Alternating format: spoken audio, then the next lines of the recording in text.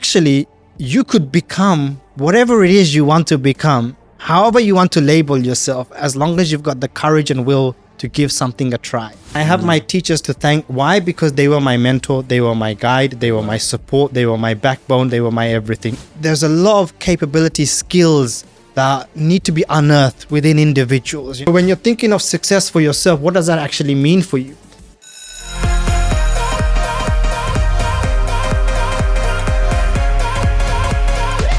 Hello and welcome to another episode of Beyond the Grade. Now, as you know, on this series, we look at the skills and attitudes that are important for success and to be able to flourish in life beyond school, beyond the academic grades. So we thought today we'd look in a little bit more detail at entrepreneurship, enterprise, seeing opportunities, grabbing those opportunities and believing in the art of the possible. So we thought, well, a really good person to speak to about this and to have a conversation with is Sabirul Islam, a global motivational speaker for schools, an award-winning social entrepreneur and a UK best-selling author. He delivers inspirational talks to schools, colleges and universities, specialising in leveraging entrepreneurial skills to help students shape their career pathways. Sabirul has delivered motivational talks to over 1 million young people across 31 different countries, and his contributions to entrepreneurship and youth motivation were recognised when he was awarded Entrepreneur of the Year by King Charles III. So a really impressive CV and a really lovely man. I hope you enjoy this. Sabirul, I'm so pleased that you've joined us today. I know how busy your diary is. Your schedule is so busy. So thank you so much for travelling up today to be with us. And we're going to have a really good conversation. You've done so much of which is so relevant to this podcast. So perhaps just for the few people that aren't aware of what you do, to start us off, could you just tell us a little bit about yourself and your professional journey to date? Yeah, so I'm Sabirul Islam. So I have been an entrepreneur since the age of 14, which many might consider, 14, young. But nowadays, I think it's becoming more and more of a thing. Young individuals going on to become entrepreneurs, or at least exploring entrepreneurship. So I started as an entrepreneur very young, and then tried many different things, investment. Became an author at the age of 17. So that's how my journey pretty much started. Now what I'm really known as a motivational speaker or global speaker. So I go different parts of the world, touring and delivering motivational talks on how to empower young people to become more enterprising. Amazing. Yeah. And so needed as well, and so valued. So your journey, if I may say, from having read a little bit about you and met you before, from disadvantage and setbacks to success and a global voice is really quite remarkable. What do you think drove you on in those early days? And was there a particular role model perhaps whom you looked up to? I mean, when you sort of deep the idea of growing up in a society, in a community that is often not so privileged, there's a lot of struggle and challenges. Like, for example, my parents have not worked. And I'm sure a lot of people listening will kind of resonate with the fact that, you might have parents living off government benefits and challenges around, especially being the eldest sibling. I've got younger brothers and sisters. So there's a lot of role and responsibilities that I needed to play. Yep. And that weight on my shoulder, trying to understand what I wanted to do, where I wanted to go, knowing that there was expectation on you from a very, very young age. And there was a moment in my life when, especially during my secondary school days, where I almost had to provide from that age. Right. And all that pressure around, when you grow up, what do you want to become? Parents trying to encourage you, study. Without a university degree, you're not going to become a success. All of this struggle and all of this heat that was sort of surrounded. And, it put a lot of pressure on myself as an individual, and it put a lot of pressure on my brothers and sisters to follow in the direction that I was going. So, but I grew up in this environment, in this bubble where a lot of the people within my community often were quite isolated. So you kind of are in this period where in this environment, in this community where beyond that community, you just don't know what exists. Right. So Bangladeshi community, growing up in East London, that's the world. That was my world. I didn't know. I didn't never step foot outside of that during my childhood.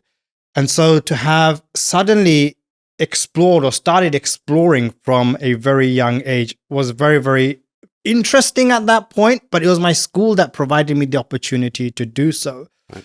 But sort of taking it back a little in trying to understand why I did what I did, because the people in my community, one of the biggest challenges were because a lot of their parents weren't working. A lot of the individuals were into gang violence, drugs, a lot of challenges associated with youth. There was a lot of peer pressure. All of these things played a fundamental role in shaping my friends, the community I was raised with. So all of a sudden, you're growing up with a lot of burden and struggle on your shoulder. So how do you break free from that? And when you're trying to look up to somebody, parents, or you can't quite immediately see role model and inspiration. So trying to find who do I look up to, that was my biggest challenge from a very, very early age, because it sometimes takes that one individual to sort of look at and say, oh, you've done this. That's achievable, yeah. That's achievable. How do I go and do that? You know, you're not like everybody else. Or even if it's the most minute, smallest thing, you are somebody different.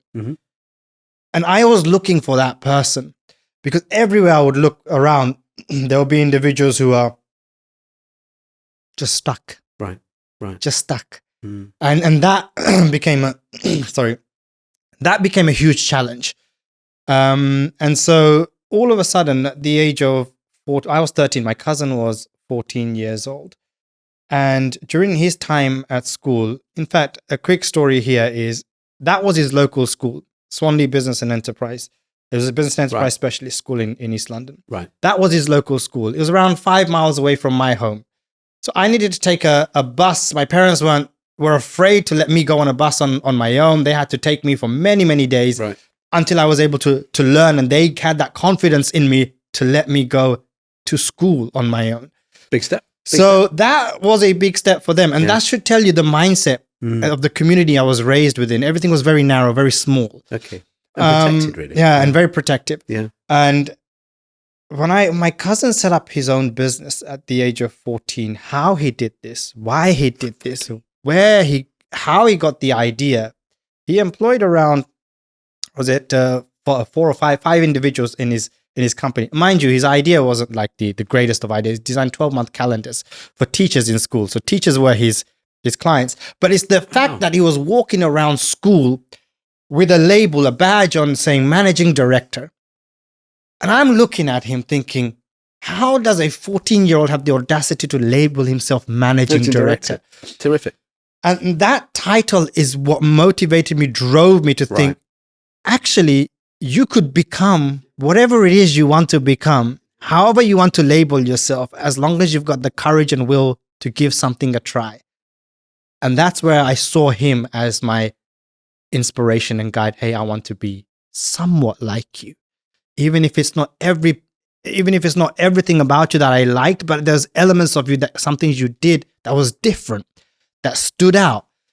And not a lot of young people often find that role model or inspiration.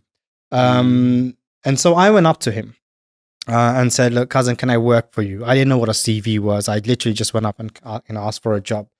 And he gave me a job. I was one of those that was walking around the school now with the title with production director. So he gave me a director level. I don't know why he gave me that sort of role. Maybe it's my cousin. He just gave me a director level role, production director. I don't have a clue what that meant. It's terrific. Yeah. It's terrific. So that's how my journey really got started.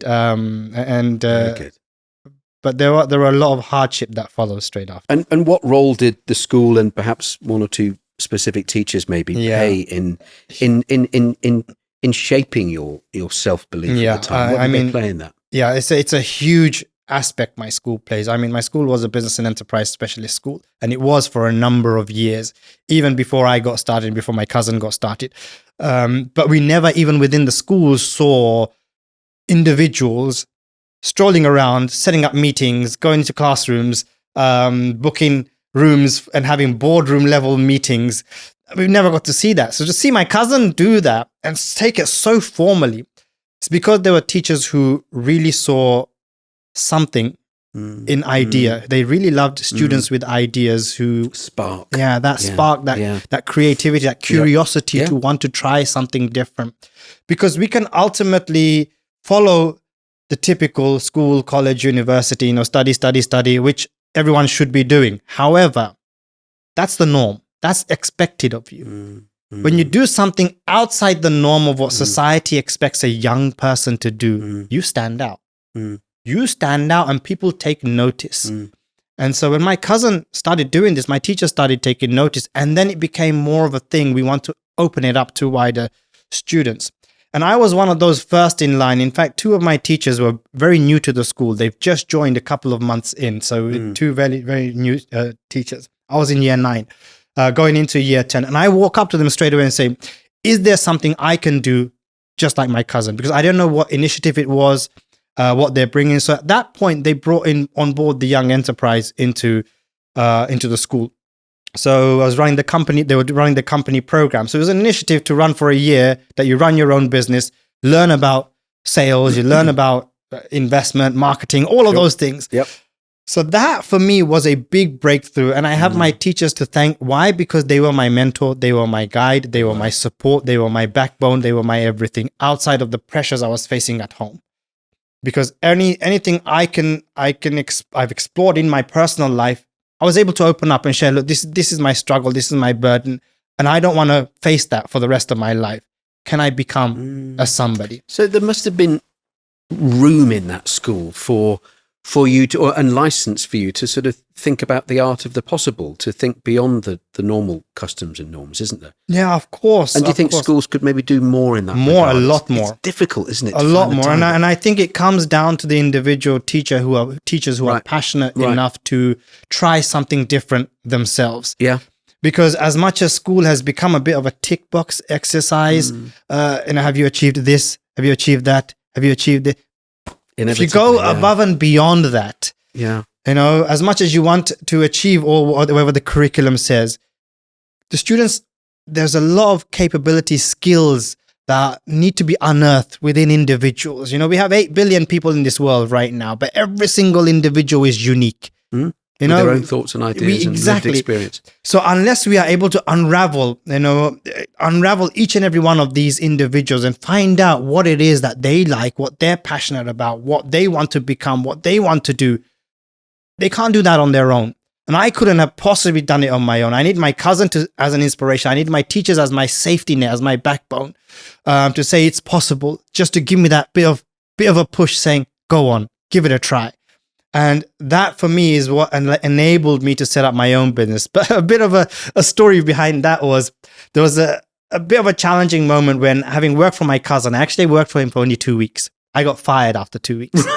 Wasn't expecting you to say that. He fired me. He had to take the badge off. Yeah, he took the badge off formally. He fired you? The way he did it was absolute insane. So he actually sent a formal letter to my home address. Did he really? Signed, "Dear Sabirul Islam, you're fired."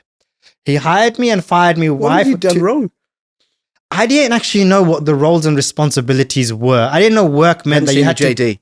I didn't even know what that was. Okay. So I just felt that he had a badge on walking around in school. I wanted something similar.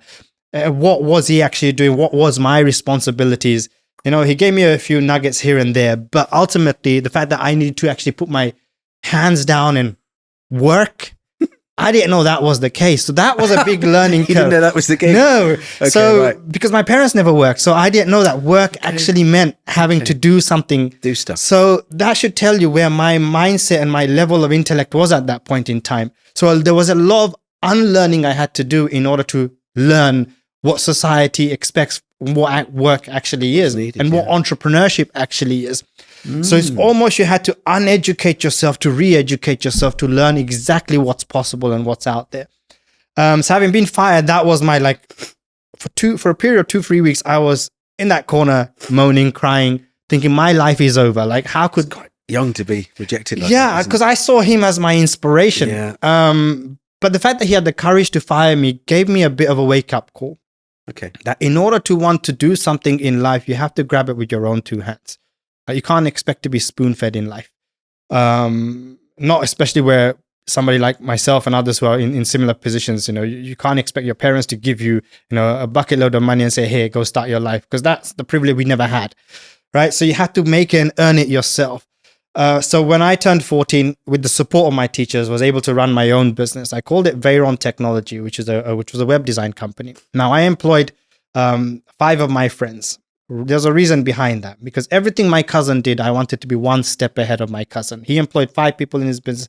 There was a total of 6 of us, including myself. So just to be one step ahead, he was rolling around with his managing director. I was rolling around with CEO.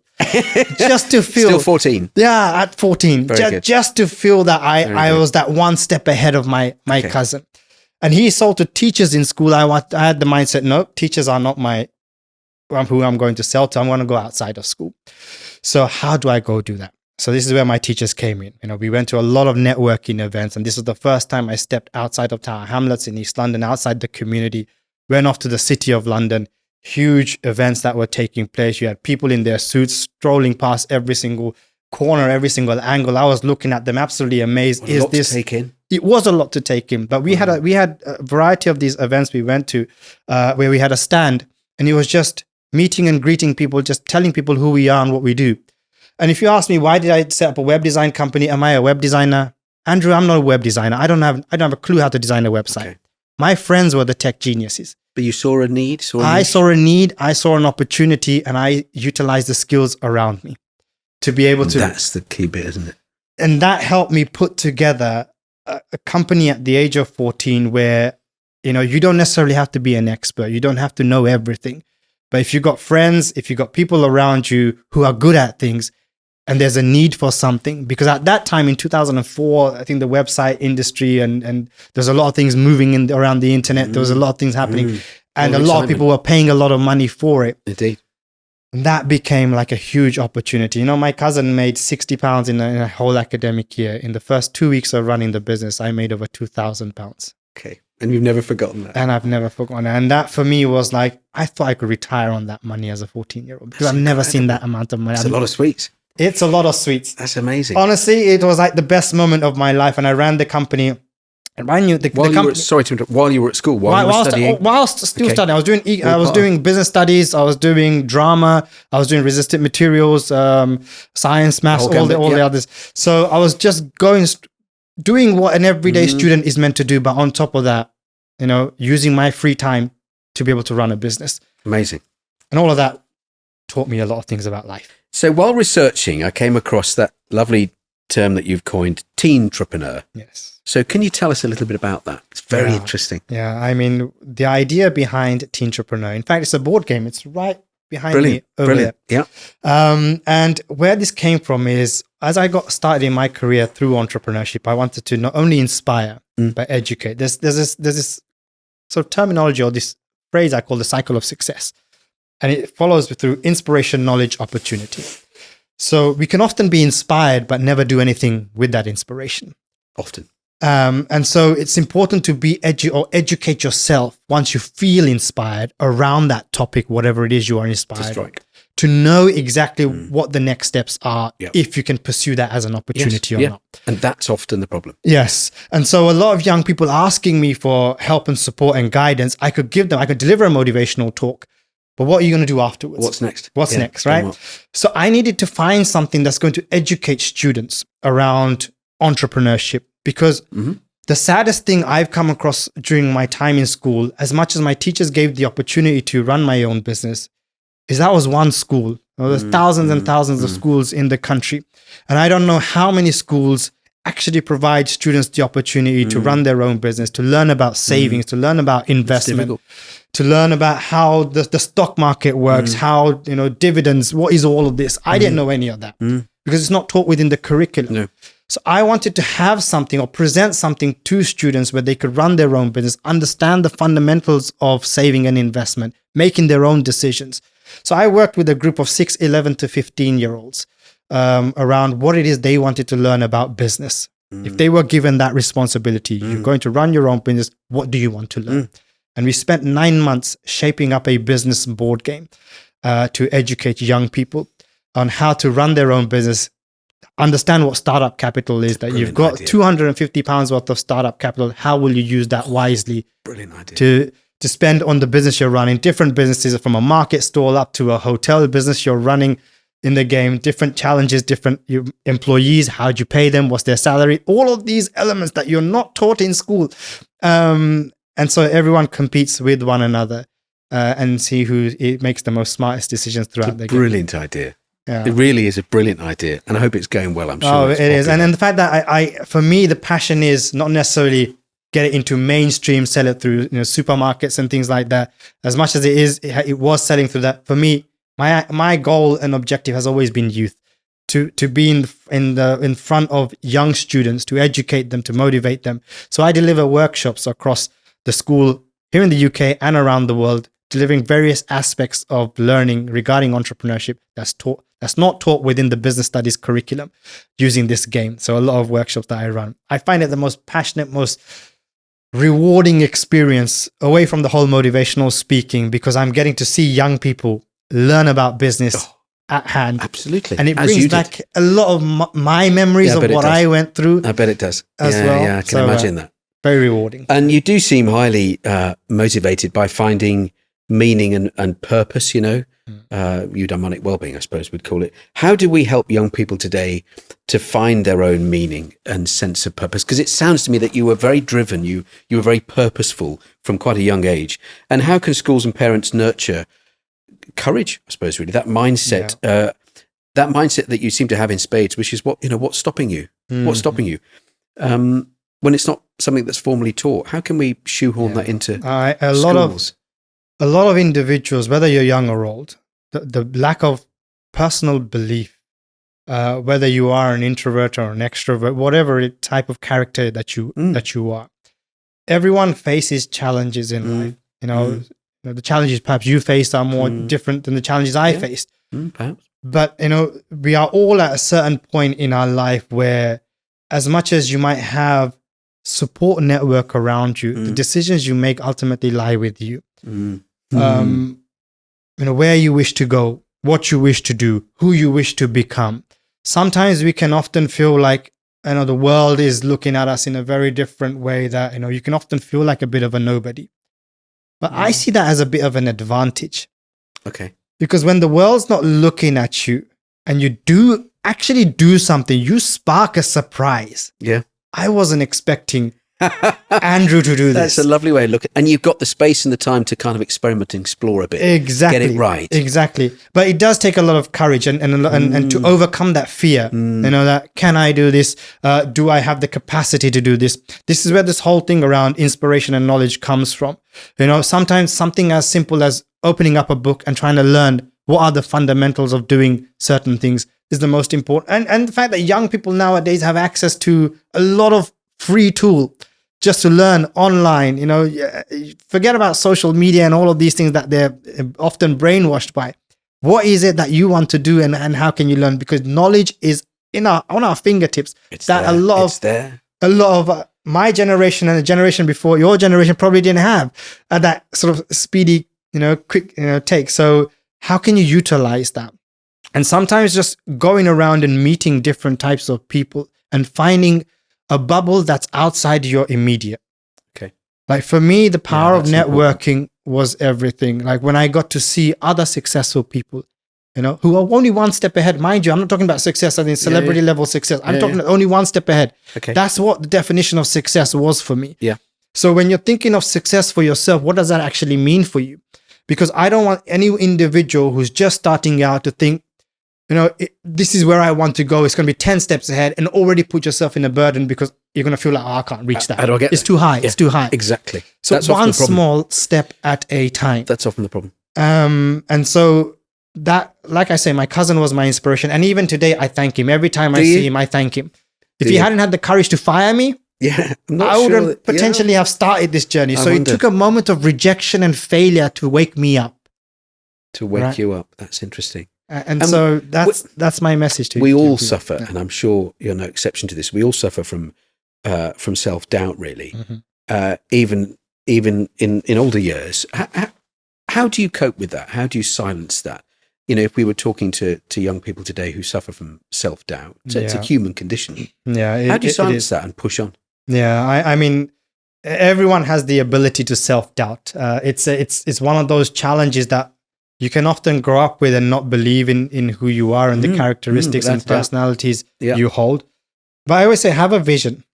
Have a vision to want to be a somebody, no matter what it is, no matter how ambitious or how small it is. Just have a vision. Have a vision, have a goal.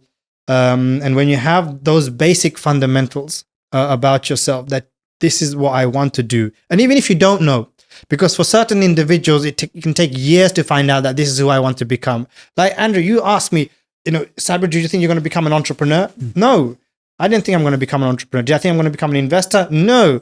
I had to put myself in that position to understand whether it was for me or not. Of course. And that is the most important thing. That way you're able to then tick off. Entrepreneurship is for me or not. Yeah. Investment is for me or not. Becoming an author is for me or not. Creating game is for me or not. All of these, because you have to be able to understand what your own skills and capabilities are. A really important point of, is it for me or not?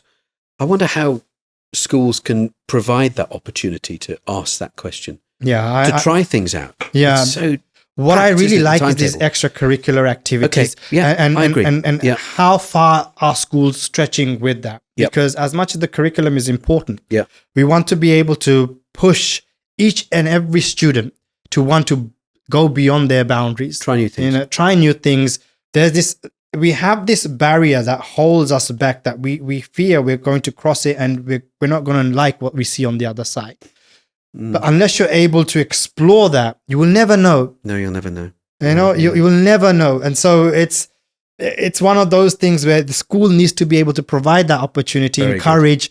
And sometimes, even if the school overall isn't doing that, sometimes it's the teacher who's teaching that class. It may just be one or two that connect. Because for me, it took only two teachers, my business studies teachers and the head of business, for them to believe in me and believe in my team that we can do something. That's why they, whenever we went up to say, can we go and speak at an event, or can we go to a networking session here? Is there any opportunity? They would do the research. They will find it out, and after school we would go. During lunch breaks we would go.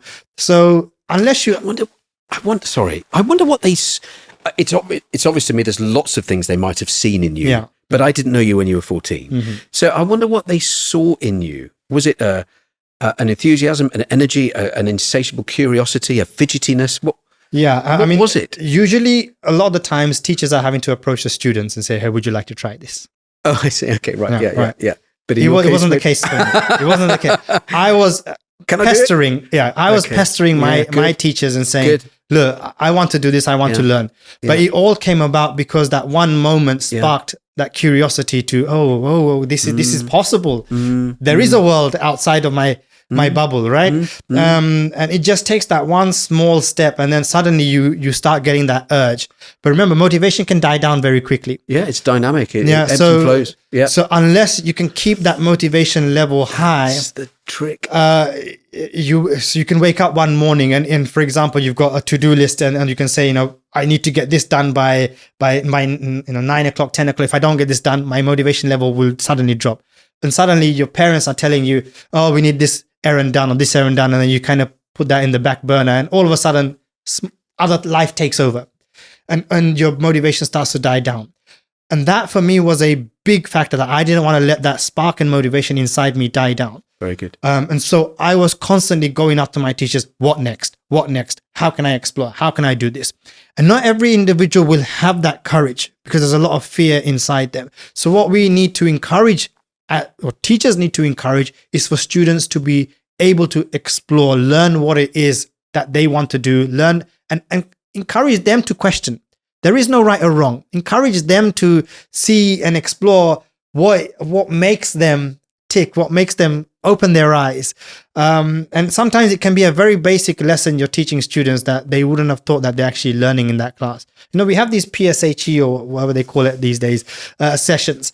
But are we going above and beyond in terms of bringing extracurricular things into these sessions where, someone who wants to become a pioneer, or someone who wants to become a pilot, or wants to become an astronaut, all of these things, you have to be able to give them something that allows them to go on a bit of a pathway to want to learn. I agree. And we need to present knowledge and information, I suppose, in such a way that it's always accompanied by that little element of doubt as well. The scope, the space to question and to doubt. And maybe you yourself contribute to the great canon of knowledge rather than everything that ever is to be known is already known. Because we can often grow up in this environment where, for example, all my friends were like, oh, I want to grow up and become a footballer.